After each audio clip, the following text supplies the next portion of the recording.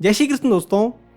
यार आपने बहुत सी इस तरह की वीडियो देखी होंगी कि अगर आप इस जगह जाना चाहते हो, वो जगह कोई भी हो सकती है, तो इतना अमाउंट होगा, मतलब आपको एक अमाउंट बताया जाएगा और उतने अमाउंट में आप जा सकते हो, आ सकते हो, रूम ले सकते हो, मज़े कर सकते हो। यार ये सब इस तरह हमेशा नहीं होता है। कुछ चीज़ें ऐसी हैं जिन पर अगर आपने ध्यान नहीं दिया तो आपकी ट्रिप बहुत महंगी पड़ सकती है। मेरे को भी अभी कुछ ही महीने हुए हैं ट्रैवल करते हुए, वीडियोस बनाते हुए। मेरे साथ भी कुछ ऐसी चीज़ें हुई। अब ऐसा नहीं है कि वो सब मुझे पहले से पता नहीं था, पता था, लेकिन वो कहते हैं ना कि जब तक इंसान को ठोकर नहीं लगती तब तक उसे चीज़ें समझ नहीं आती हैं। वैसा ही कुछ हाल मेरा था। ये वीडियो बनाने का बस एक ही रीज़न है कि आप जब भी ट्रिप करो तो इन गलतियों की वजह से आपका पैसा बर्बाद ना हो। अब मैं आपको बताता हूँ जिन बातों का आपको ध्यान रखना है। पहली, बिना रिसर्च किए किसी की भी बातों पर आंख बंद करके भरोसा मत करना। ये बात हमेशा दिमाग में रखना, क्योंकि ये जरूरी नहीं है कि आपकी मुलाकात हर बार एक अच्छे इंसान से हो, एक ऐसे इंसान से हो जो आपसे सच बोलता हो। अब मैं आपको बताता हूँ कि मेरे साथ क्या हुआ। हम दो लोग थे, हमारी 2 दिन की ट्रिप थी।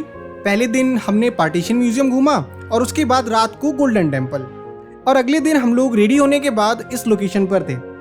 ये पार्टीशन म्यूजियम के बिल्कुल पास में पड़ती है। हमारा प्लान था कि हम लोग साड़ा पिंड घूमने जाएंगे। अमृतसर में काफ़ी फेमस जगह है, तो हम उसके लिए ऑटो वगैरह ढूंढ रहे थे। इसी बीच हमारे पास एक बंदा आता है जो हमसे पूछता है कि भैया कहाँ जा रहे हो, ऑटो वगैरह तो नहीं चाहिए। तो हमने उसको बताया कि हमें साड़ा पिंड जाना है। तो उसने हमसे कहा कि वहाँ जाना तो बेकार है, वहाँ इतना कुछ भी नहीं है, इस टाइम पर आपको जाना चाहिए बाघा बॉर्डर। और बाघा बॉर्डर के बारे में मैं कुछ लोगों से पूछ चुका था, तो मतलब इतना तो पता था कि हाँ लगभग 30 किलोमीटर दूर है।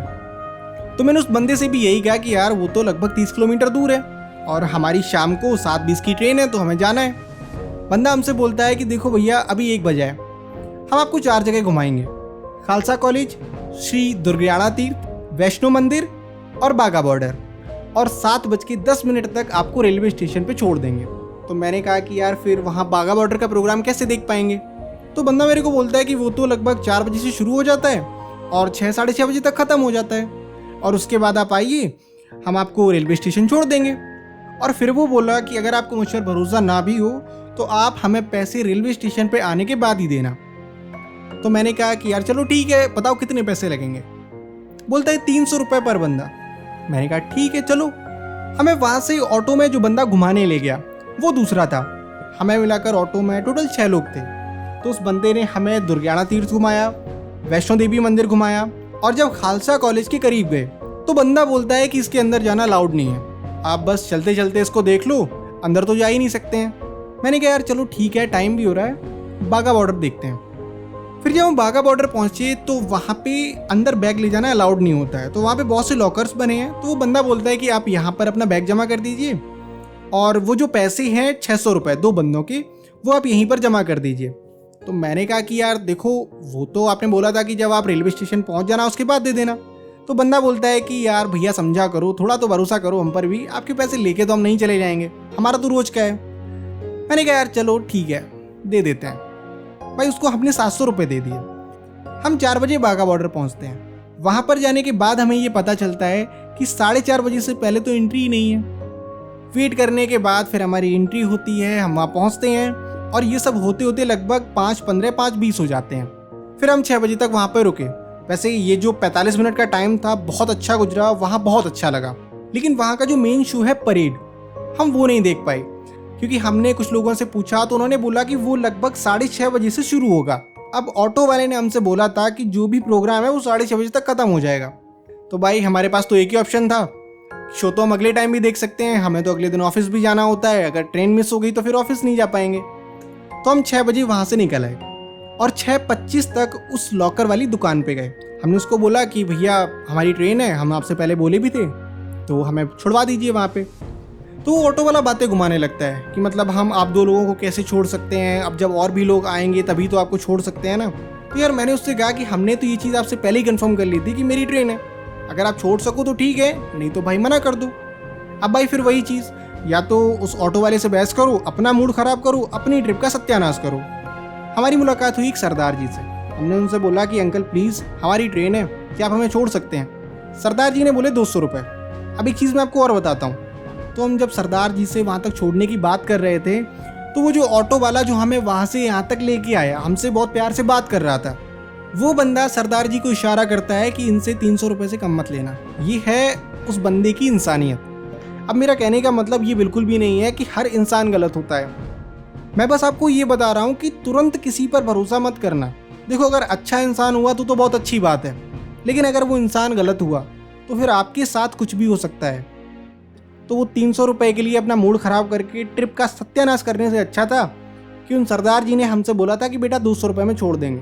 तो हमने कहा जब इतना खर्चा हुआ है तो 200 रुपये और सही। भाई हम उन सरदार जी के साथ चले आए। रास्ता 1 घंटे का था, तो उस 1 घंटे में सरदार जी ने हमें बहुत सी बातें बताई, और उसमें से एक बात मैं आपको बताता हूँ। उन्होंने हमसे कहा कि बेटा आप जब भी इस तरह ट्रैवल करना, आपको कहीं जाना हो तो आप सबसे पूछ लेना, लेकिन अगर आपको कोई सरदार दिखता है तो आप एक बार उससे ज़रूर पूछना कि सरदार जी आप वहाँ तक चलेंगे, और अगर चलेंगे तो कितना पैसा लेंगे। तो मैंने उनसे पूछा कि ऐसा क्यों? तो उन्होंने कहा कि बेटा जब तुम पूछोगे ना तो तुम्हें पता चल जाएगा। और शायद मुझे इस बात का जवाब मिल चुका था, क्योंकि जब मैं बाघा बॉर्डर था तो वहाँ से रेलवे स्टेशन छोड़ने के लिए कोई भी इंसान हमसे 300 रुपये से कम नहीं मांग रहा था। और जब मैंने उन सरदार जी से पूछा तो मैंने एक बार भी उनसे ये नहीं कहा था कि अंकल कुछ कम कर लो। उन्होंने पहली बार में ही बस 200 बोला।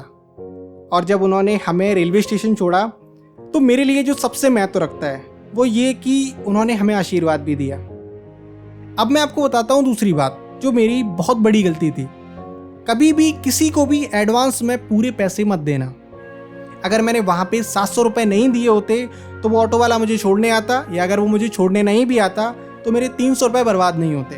देखो, बात सिर्फ 300 रुपये की नहीं है, हो सकता है ये छोटी छोटी गलतियाँ आपका बहुत बड़ा नुकसान करवा दें। तीसरी और आखिरी, सिचुएशंस हमेशा सेम नहीं होती हैं।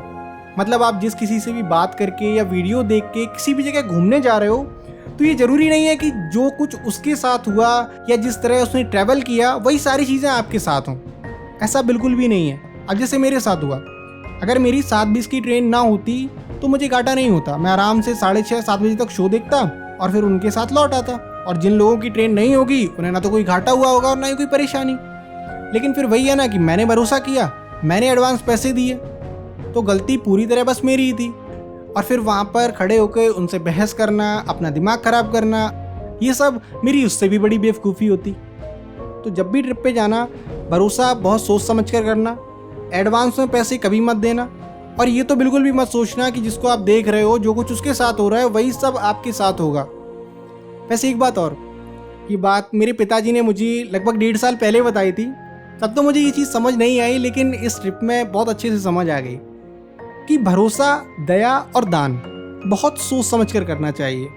क्योंकि हो सकता है आप जिस पर भरोसा कर रहे हैं, जिस पर दया दिखा रहे हैं या जिसको दान दे रहे हैं, कहीं वो इंसान आपके भरोसे का, आपकी दया का, आपकी दान का गलत प्रयोग ना करे।